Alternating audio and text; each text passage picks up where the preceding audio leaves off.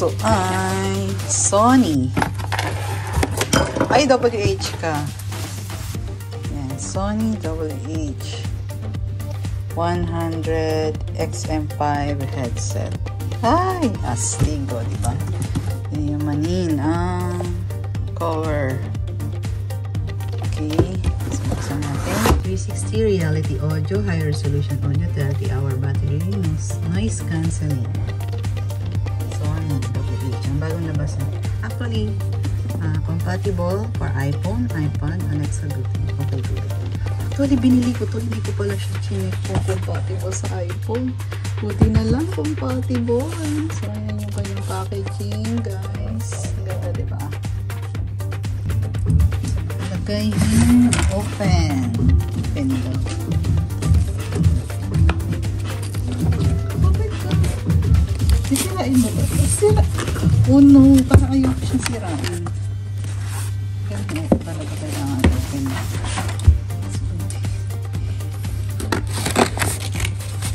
Ay. Hindi na pala. Ayan. Series 1000X.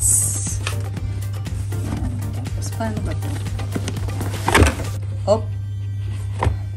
Wait for it. Oh, meron siyang guidelines. Ang cute, diba? May ano. May bag pa siya. Diba? So, ayan. Meron siyang how to start sa music. Tapos, scan QR code and on and i-prepare. So, saan ko binubuksan? Ano naman?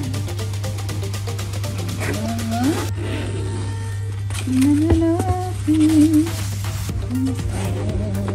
Tanggalin ko nga muna. Tanggalin ko muna ito. Kanya. Parang instructions yan. Mamaya na natin ito yan.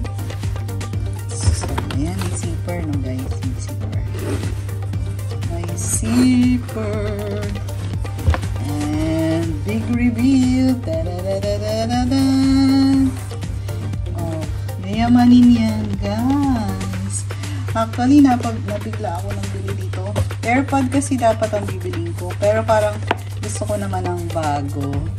Tapos hindi ko alam kung headset o earbuds. Pero ang dami kong narinig na magandang reviews dito. So, almost everyone na nag-cover ng headphones, nag-review ng mga headphones, ito yung nire-recommend nila. So, ayos na ayos siya kasi Ramadan, makakapag-walking ako. Ayos na ayos siya. Ang lambot ng ano. Ang lambot. Tapos, meron siyang noise cancellation. Meron din siyang transparent mode na yung, kunyari may kakausap sa'yo, pwede mong tatakpan mo lang yung right side, maririnig na yung kakausap sa'yo. Kaya, okay lang na suot mo siya kahit sa office ba. Tapos, merong anti-noise cancelling kung sobrang ingay dun sa pupuntahan mo. Like, kunyari, nasa labas ka, mag-walking ka, nag-jogging ka, gusto mo yung music na maririnig mo, merong noise cancellation. Pero, yun nga, pwede mo siyang gawing just like the other normal headset na maririnig mo pa rin yung surroundings mo, especially kapag naglalakad ka kasi delikado naman pag di mo naririnig yung surroundings mo. Pero let's try this.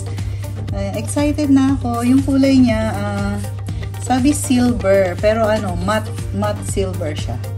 So meron siya mga function, nakita ko yung volume up, volume down, next and previous music. And then also, andito yung power button niya. Tapos, yung sinasabi kong noise cancellation. Ayan. Ayan. So, pwede kang mag-switch ng mode. Tapos, dito yung kanilang saksakan. And, also, pwede mo rin siyang gamitin as hindi Bluetooth. Dito yung charging pala. So, pwede mo rin siyang gamitan ng jack. Okay? So, this is the indicator naman na naka-on. So, unlike other headset, nakikita mo dito na naka-on kasi mag-iilaw siya. Actually, dito pa. Tapos, ayan. Pwede mo siyang kabitan ng jack. So, very lightweight. Ang gaan lang niya. At ang ganda na lalagyan. Diba? Pwede mong dalhin. anywhere. Up. Yamanin. Ang mahal kasi nito. Diyos may yamarima. Tapos installment plan naman ako, guys. And like din yun ang binili ko ng AirPods ko. Installment din yun. So, hindi po ako mayaman. Okay? Regalo ko sa sarili ko. Birthday gift ko sa sarili ko. Advance lang. Yun na lang isipin ko. Para hindi ako masaktan na ang mahal. Okay, isip ko na lang regalo ko sa sarili. Okay, that's all. Thank you for watching. Sana ma-enjoy ko to. Itetest ko na siya ngayon sa sounds. Thank you.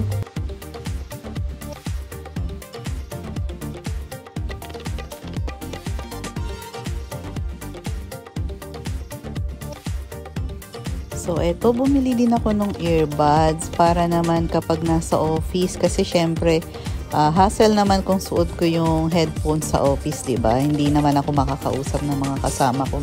So, sobrang ganda nung noise cancellation. Baka wala na akong marinig sa earth.